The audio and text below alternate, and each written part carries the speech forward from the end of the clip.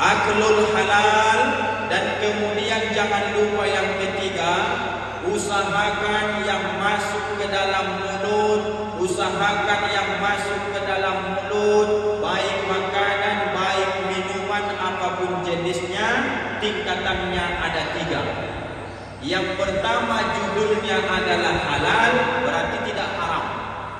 Artinya haram itu kan 3 tingkat lagi. Ada orang makan haram langsung makan zatnya memang haram.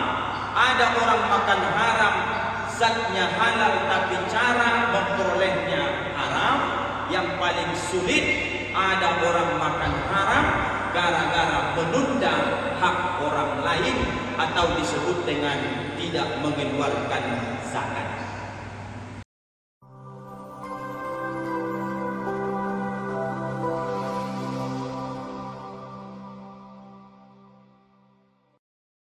Assalamualaikum warahmatullahi wabarakatuh.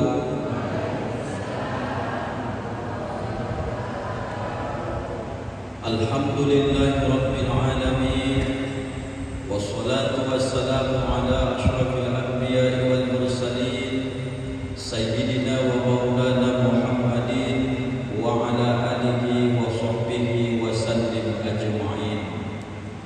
Ashhadu an la ilaha illallahul malikul haqqul mubin wa ashhadu anna Muhammadar Rasulullah shadiqul wa'dil amin. Subhanaka la ilma lana illa ma 'allamtana innaka antal alimul hakim. Wa qala rabbi shrah li sadri wa yassir li amri wahlul 'uqdatam min lisani yafqahu qawli. Shadaqallahul azim. Allahumma faqqihna fid-din wa 'allimna at-ta'wil wahdina ila siratikal mustaqim. Amin. Walhamdulillahi rabbil alamin. Orang-orang tua kami yang sangat kami hormati dan kami muliakan, Ketua beserta segenap pengurus Masjid Jami' Al-Falah Desa Ngaso, Bapak Ibu seluruh jamaah yang berhadir, hadir bersama kita pada subuh ini, Ketua Gerakan Salat Subuh Berjamaah Kecamatan Ujung Batu Bapak Haji Joni Virgo, dan juga sahabat dakwah Bang Putra, mudah-mudahan senantiasa kita semua istiqomah dalam mengemban amanah dakwah, mengajak umat ini, mengajak sanak famili, seluruh keluarga kita, wabil khusus kita orang-orang yang cinta kepada agama ini, senantiasa makin meningkat amal-amal ketaatan kita kepada Allah Subhanahu wa ta'ala. Amin ya rabbal alamin. Inilah Bapak Ibu salah satu upaya kita semasa hidup di dunia ini. Artinya kalau sering kita berkumpul dengan orang baik, moga-moga kita menjadi orang baik. Moga-moga biarpun kita belum bisa membuat yang terbaik, semoga bisa berangsur-angsur jadi baik. Kita sudah baik, bagaimana kita bisa berkata kita baik? Yang menilai kita itu baik adalah orang lain. Maka ketika orang bertanya, apakah si anu sebulan itu baik? Maka yang ditanya orang bukan dia, tapi orang lain yang ditanyanya. Kalau kita punya rumah, kalau orang ingin bertanya kita baik, yang ditanya orang bukan kita. Karena hakikat manusia ini, dia akan berkata dirinya baik. Maka mengetahui kawan itu baik atau tidak, tanyalah siapa kawan akrabnya, siapa yang di samping rumahnya. Kalau orang bersaksi dia itu orang baik, maka itulah menjadi kawan setia bagi kita. Apa gunanya orang baik ini? Dia tidak hanya baik di dunia, nanti di akhirat pun menjadi teman karib, menjadi pemberi syafaat penyelamat bagi kita semua. Maka target kita hari ini, tidak apa-apa Bapak Ibu, masa lalu kita kurang baik, angsur angsur-angsurlah sekarang menjadi orang baik dengan cara mencari orang yang lebih baik dari kita. Insya Allah pelan-pelan besok sebelum kita berjumpa menghadap Allah dengan berupa kematian, kita semua bersih daripada dosa-dosa. Insya Allah. Ibu-ibu agak berkurang Ustaz tengok jumlahnya. Kemana semua? Banyak yang alfa, izin, bolos atau sakit. Sehat-sehatnya ibu-ibu semua. Sehat. Masjidnya yang kebesaran atau jamaahnya memang berkurang? Cemana nih ketua? Bapak-bapak biasanya ramai. Waktu di lantai bawah ramai kita biasanya. Masjidnya yang kebesaran. Rupanya masjid makin besar, jadi nampak jamaah sedikit. Kalau dulu nampak kita memang ramai luar biasa. Waktu di bawah sampai 3-4 saf. Tapi memang sepertiga mungkin dari tempat kita ini dulunya. Mudah-mudahan ini semua menjadi berkah bagi kita semua. Amin ya rabbal alamin. Kaji kita pada subuh ini Bapak Ibu ada beberapa hal. Berapa nanti yang bisa kita bahas, mudah-mudahan nanti bermanfaat, menjadi semangat dirah dalam beramal ibadah. Judul kajiannya wa mimma tu'alaju bihi qaswatul qalbi, dan adapun hal-hal yang bisa menyelamatkan kita dari kerasnya hati.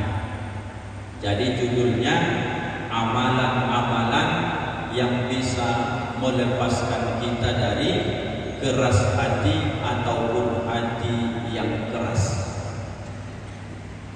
Kutanya dulu ibu-ibu biar baca ayatnya ya. Di Al-Quran itu kan sering kita mendengar ada diumpamakan Allah itu hati yang kesat, sehingga kalau dibaca ayatnya summa qasat qulubuhum, sungguh sangat kesat, kasar, berat, kesat. Apalah istilah orang Nasrani kalau kesat dia? Keraslah, kira-kira begitu. Seperti kerasnya batu. Maka tingkatan hati pun dalam Quran itu ada hati itu bentuknya seperti kerasnya batu. Ada lagi hati itu yang disebut dengan marad, berpenyakit.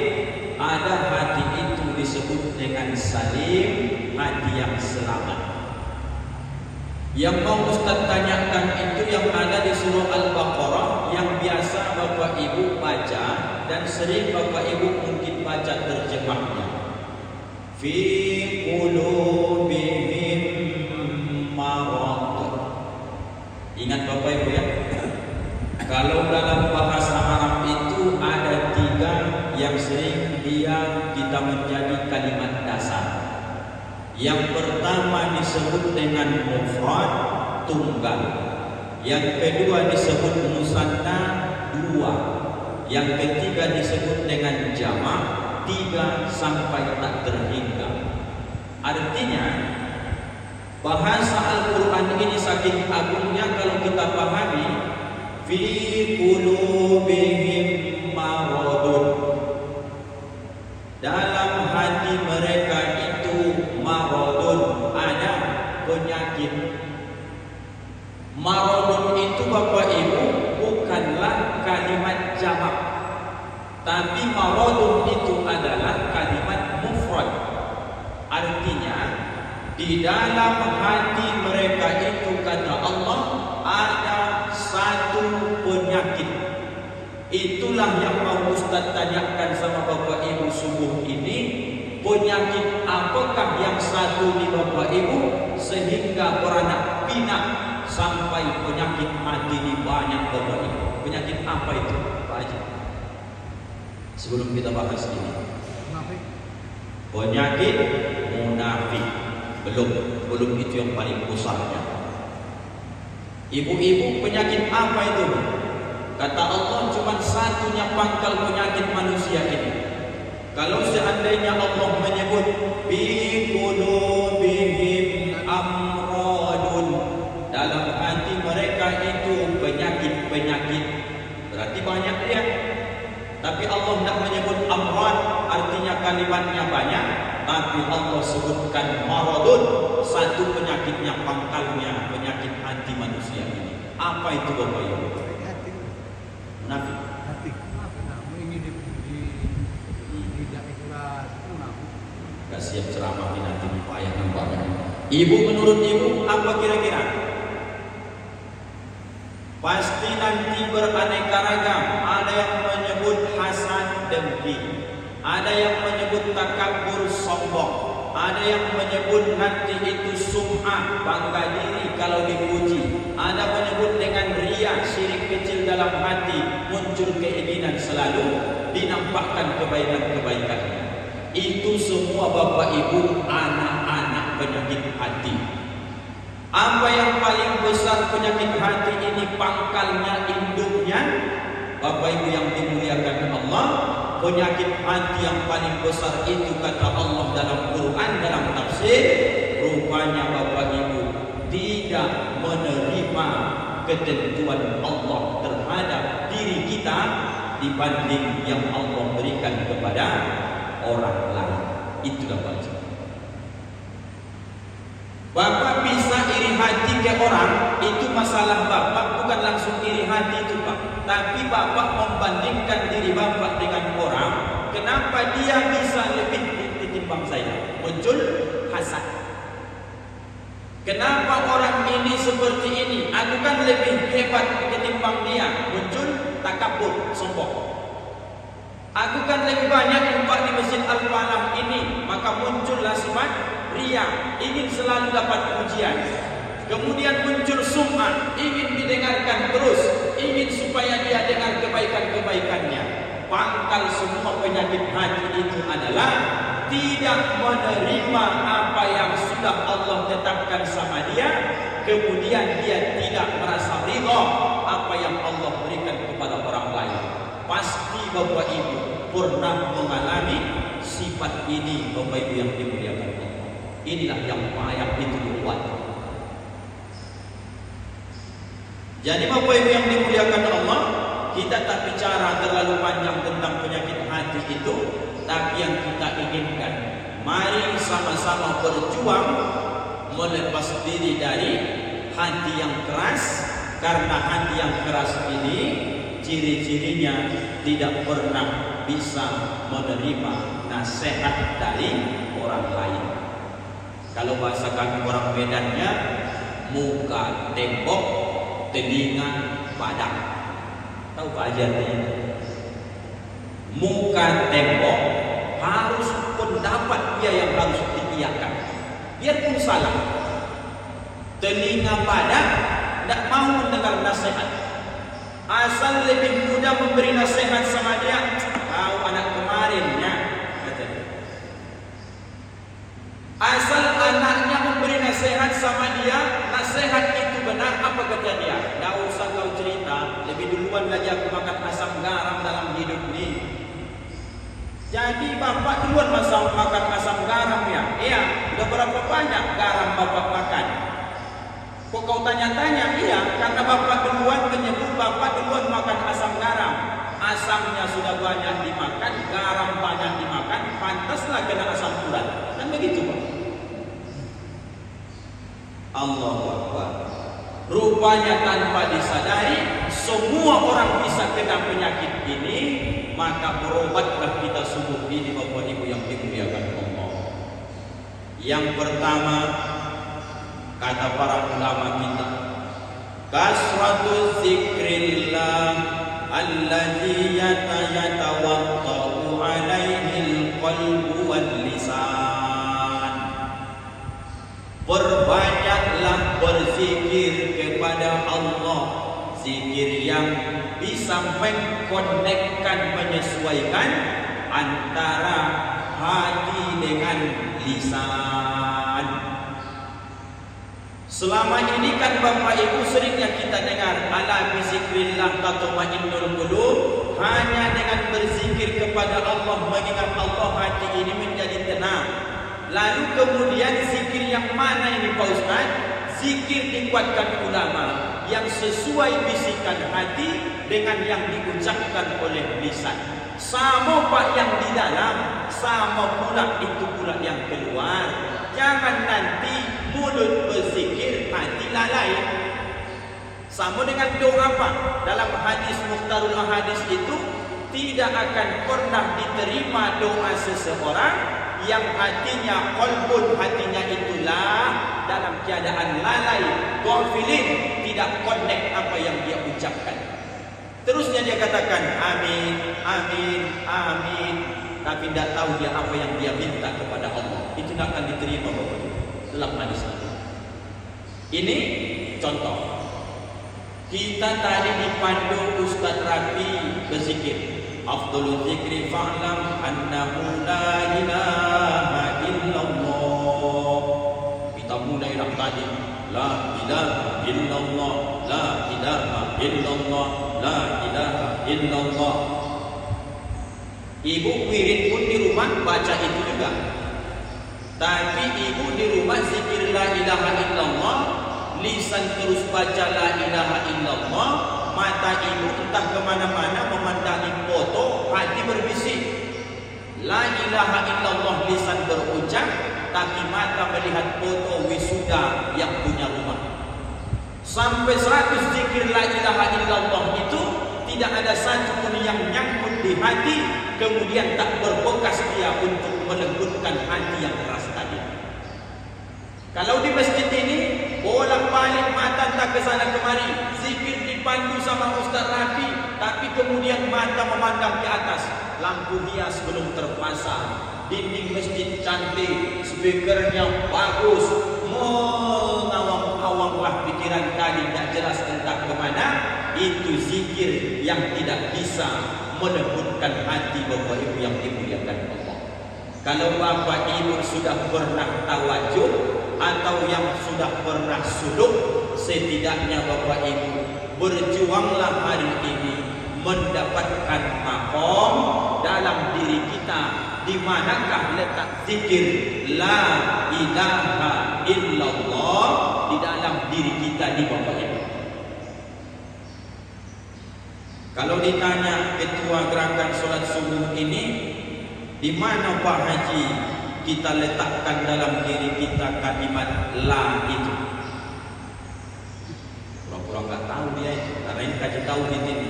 Dia sering ngaji tauhid ngaji sama orang. Di mana? Tasawuf nih. La ilaha illallah.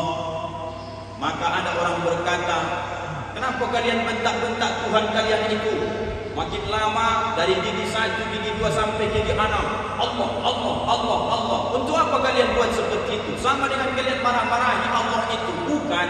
Kita sedang menamparkan kalimat itu ke hati, membenturkan ke hati, supaya hati ini lembut, keluar sifat-sifat yang tak baik yang kita jelaskan tadi. Supaya keluar itu masuk kalimat Allah.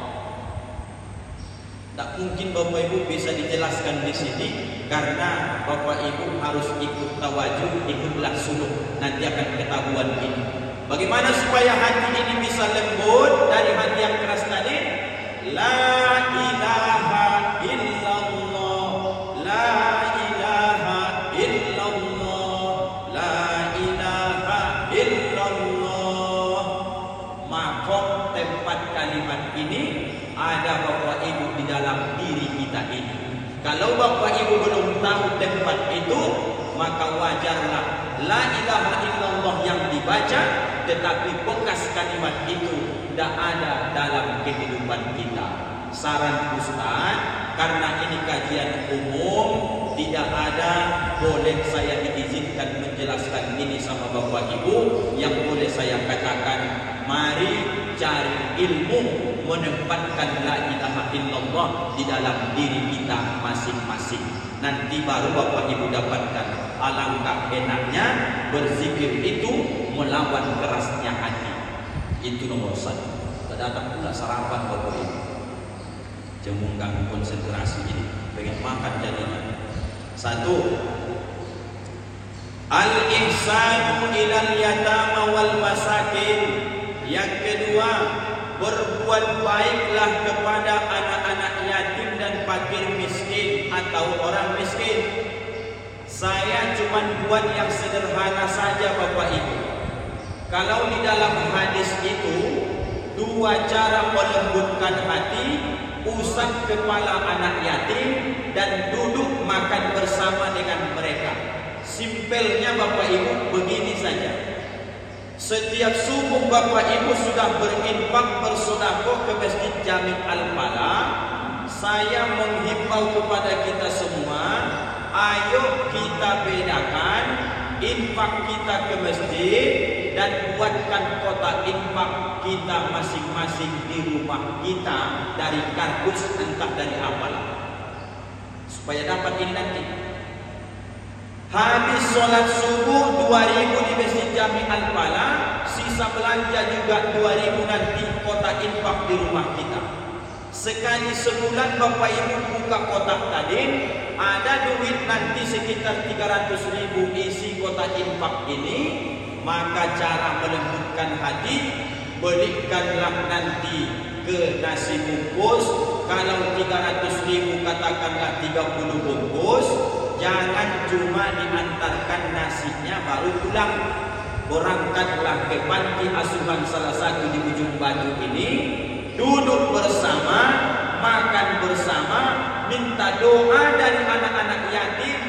Mudah-mudahan nanti hajatmu dikabulkan Allah, hatimu akan dilembutkan Allah Subhanahu wa Ta'ala. Ini perjuangan Bapak Ibu, perjuangan. Jadi yang selama ini di masjid-masjid bagus Pak Ustaz, bagus. Tapi kita ingin berjuang hati ini supaya lembut. Ayo buat infak di rumah masing-masing. Sekali sebulan boleh diambil duitnya, belikan nasi, datang ke panti asuhan. Jangan hanya mereka yang makan, tapi kita juga ikut makan, dapat dua sekaligus. Memberi makan anak yatim dan mengusap kepalanya, plus dapat doa dari anak-anak yatim. Tidak akan ditolak Allah doa orang yang engkau kenyangkan perutnya dari rasa lapar yang mereka derita. Begitulah Pak, mengambil ilmu-ilmu dalam kehidupan ini. Tidak sulit-sulit yang kita jelaskan ini, yang mudah-mudah saja.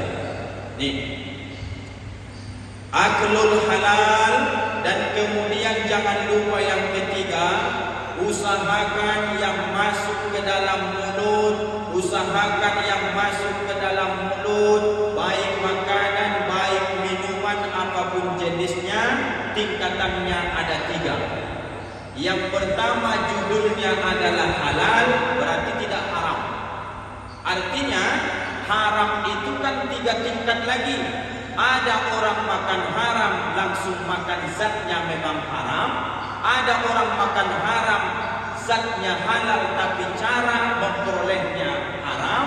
Yang paling sulit, ada orang makan haram gara-gara menunda hak orang lain atau disebut dengan tidak mengeluarkan zakat. Kita makan zat haram, tidak mungkin lagi mohon izin maaf makan yang diharamkan agama ini. Tidak ada di sini makan bangkai, mohon maaf makan daging anjing babi. Tidak akan kita makan, menengoknya saja cicit kita. Memperoleh dari hasil yang haram ini mungkin kena kita kadang-kadang. Yang berjualan menipu dia dalam menimbang. Yang mohon maaf transaksi kadang dibumbui dengan sumpah dan segala macam. Bisa saja, tapi yang mengaji tak dia lakukan. Yang paling banyak kita ini terjerumus makan haram. Pertama, kita punya karyawan di rumah, kita ulur-ulur membayar gajinya. Maka sakit hati dia itu sama dengan kita sudah makan haram karena makan keringat orang lain. Itu pun tak kami lakukan Pak Ustaz. Mungkin yang ketiga, Bapak Ibu merasa tenang, tidak pernah menghitung penghasilan Bapak Ibu selama setahun, apakah sudah jatuh nisab haul wajib zakat terhadap harta kita yang 2,5%. Kalau itu tidak kita keluarkan, sering kita ulang kajinya bahwa kita sedang menahan harta orang lain, hukumnya berarti memakan harta orang orang, hukum makan harta orang adalah haram. Bapak Ibu yang dimuliakan Allah, berjuangkanlah yang 3 ini. Apa yang pertama tadi? Mencari ilmu sesuai yang diucap lisan dengan hati, namanya zikir. Maka duduk bersama orang anak yatim dan orang miskin, makan bersama, usap kepalanya, minta doanya. Yang ketiga, pastikan yang kita makan, kita minum itu semua bersumber dari yang halal. Itulah Bapak Ibu yang dimuliakan Allah. Itulah kajian kita pada subuh ini. Dari sekian banyak cara-cara untuk melembutkan hati yang keras ini, 3 kita sampaikan pada subuh yang barokah ini. Semoga Bapak Ibu ada target yang kita lakukan sebelum kita meninggal, karena penutup kaji kita ini hendaknya ditanya Allah kita besok kita meninggal gara-gara kena penyakit zahir, tapi Allah akan tanya besok seberapa banyak penyakit hati yang kita bawa kepada Allah Subhanahu wa ta'ala. Apakah dulu meninggal gara-gara kena penyakit gula? Tak akan ditanya. Apakah meninggal gara-gara stroke? Tak akan ditanya. Tapi kalau meninggal disebabkan karena dengki, takabur, sombong, itu menjadi permasalahan besok di hadapan Allah Subhanahu wa ta'ala. Terima kasih Bapak Ibu atas segala perhatian. Mohon maaf segala kekurangan. Mudah-mudahan bermanfaat. Fa'tabiru ya ulil absar. Kita tutup dengan doa kafaratul majelis. Subhanakallahumma wa bihamdika asyhadu an la ilaha illa anta astaghfiruka wa atubu ilaik. Assalamualaikum warahmatullahi